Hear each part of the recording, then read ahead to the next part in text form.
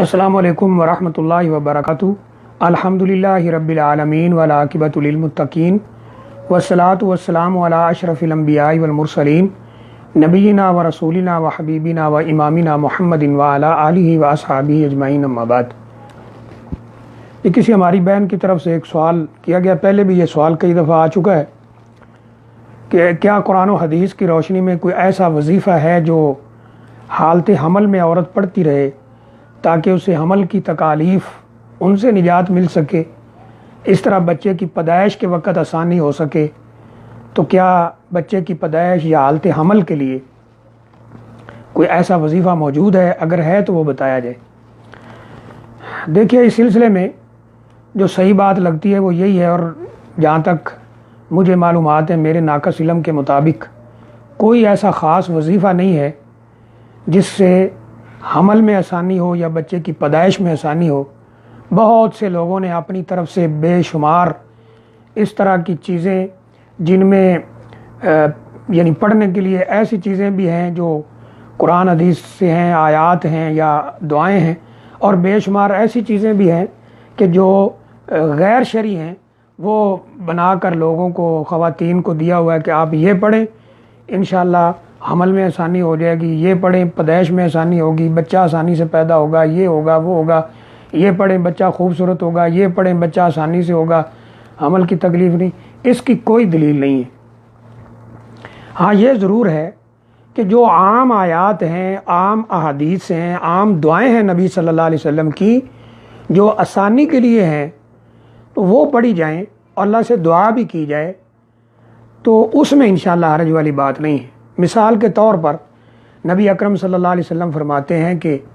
اگر کوئی بھی معاملہ سامنے ہو کہ یہ مشکل پیش آ رہی ہے، معاملہ گمبھیر ہو رہا ہو، مشکل ہو رہا ہو، صعب ہو رہا ہو، تو آپ نے فرمایا کہ یہ پڑھو، اللہم لا سہل الا ما جعلتہ سہلا وانت تجعل الحزن اذا شئت سہلا۔ یہ پڑھا جائے کہ اے اللہ، کوئی کام آسان نہیں ہو سکتا جسے تو آسان نہ کرے، اور جب تو چاہتا ہے کاموں کو آسان کر دیتا ہے۔ اس طرح یرید اللہ بکم اليسر ولا یرید بکم العسر، اللہ تمہارے ساتھ آسانی کا معاملہ چاہتے ہیں، اللہ تمہارے ساتھ تنگی کا معاملہ نہیں چاہتے ہیں۔ اس طرح کی جو آیات آسانی کے اوپر دلالت کرتی ہیں وہ پڑھی جائیں۔ اس طرح دعائیں جو نبی اکرم صلی اللہ علیہ وسلم سے ثابت ہیں وہ پڑھی جائیں، لیکن یہ خاص کوئی آیت لکھ کر جیسے دے دی جاتی ہے کہ جی یہ پڑھیں تو بس حمل میں آسانی ہو جائے گی، بچے کی پیدائش میں آسانی ہو جائے گی، یا ایسی چیزیں لکھ کر دے دی جاتی ہیں جو بالکل غیر شرعی ہیں اور ان کا کوئی وجود نہیں، بلکہ وہ ایسی حرام کے زمرے میں آتی ہیں، تو ان سے بچنا چاہیے اور خواہ مخواہ جو ہے اپنا دین ایمان برباد نہیں کرنا چاہیے۔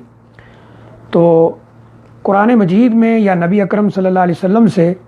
ایسی کوئی تعلیم ہمیں نہیں ملتی ہے کہ حاملہ عورت جو ہے وہ یہ پڑھے تو اس کا حمل اس کے لیے مشکل نہیں ہوگی، آسانی ہوگی، یا بچے کی پیدائش میں آسانی ہوگی، ایسا۔ بلکہ قرآن مجید نے اس حمل کو یہ کہا ہے کہ عورت اس کی تکلیف پہ تکلیف اٹھاتی ہے، وہنن علی وہن، یعنی ماں جو ہے وہ تکلیف پہ تکلیف اٹھاتی ہے حمل کی، پھر پیدائش کی۔ تو یہ دعویٰ کرنا کہ یہ میں نے لکھ دیا ہے،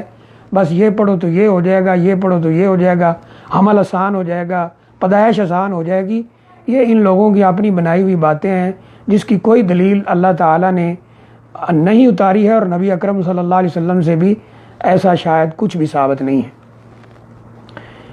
یہ میڈیکل پوائنٹ آف ویو کے اعتبار سے اگر دیکھیں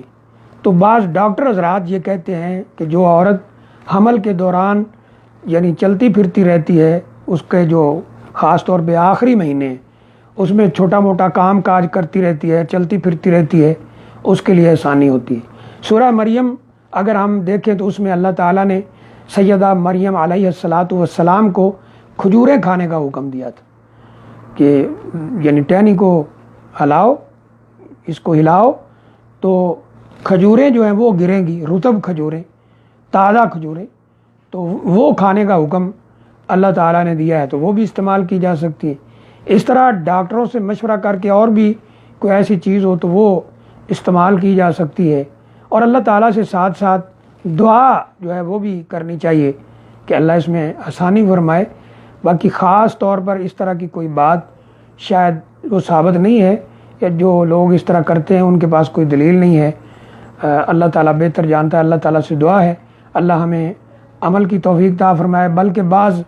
یہ بھی ایک سوال کیا گیا کہ کچھ لوگ یہ کہتے ہیں کہ جب 8واں مہینہ ہو عورت کا،